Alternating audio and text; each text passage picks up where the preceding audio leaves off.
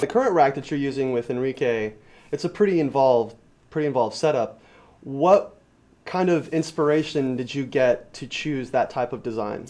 I got asked to, 2 years ago to start MDing Enrique's show, and I got a little more involved with, or a lot more involved with hiring talent for the show and putting the show together and the staging together. And I started looking at, a lot of the things you guys had come up with the chrome clamps and using more curved bars and things like that.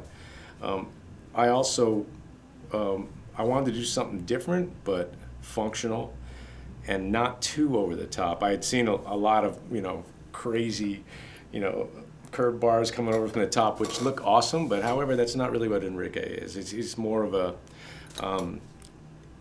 I wanted it to look classy and cool looking, but not overtake the whole stage like what's monstrosity in the middle of the stage, So, and I remember talking to you a lot about the parts and how it could possibly work, but I had this just vision in my head of having the feet closer to where I would be sitting than a normal rack, and then having the curved bars kind of come out like elephant tusks out from underneath, and those being the main cymbal stands. And I also wanted to avoid having a crossbar connecting the left side and the right side. So it was a matter of finding out how to connect the vertical curved bars on the bottom so they were very sturdy on the stage. But it really didn't take that long. It was just a matter of, I worked with my drum tech. We talked about some ideas that you've done with other people. And actually, that rack in itself, like the production guy who does the lights, and Enrique looked at the stuff and he goes, "Oh man, that's awesome. Can we also do that for the keyboard rig, the percussion rig, and the DJ?" So then it was off to the races, But again, I just think it looks fantastic, but again, it's functional on top of it. It's one of the big benefits to using a rack is it clears up a lot of space on the floor, and I constantly hear that from a lot of people. Like, I'm running out of space on the floor. I've got like 9 cymbal stands, and they've each got 3 legs, and they're all trying to compete with each other. And then I go play a show, and the sound guy has got to find a place to put the snare mic, the boom stand for the snare mic. Now, do you have all of your mics mounted to the rack, or they are? Yeah.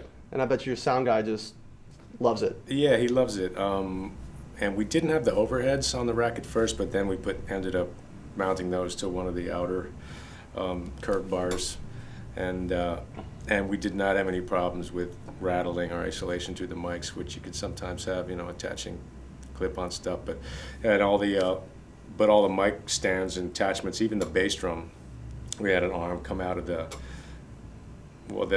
stand that was holding the cymbal next to my first rack tom, just an arm that would come around the front where the mic came in the front, so there were no stands on the ground.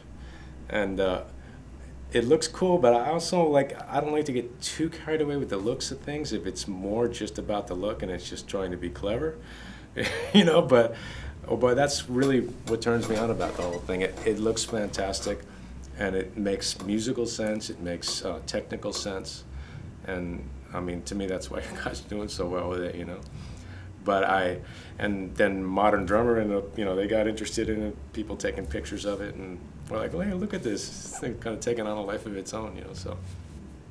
Dude, fan. Thanks again for coming out. You got it, man. It's awesome. Thanks for having me. Oh, no problem. Long overdue. I know.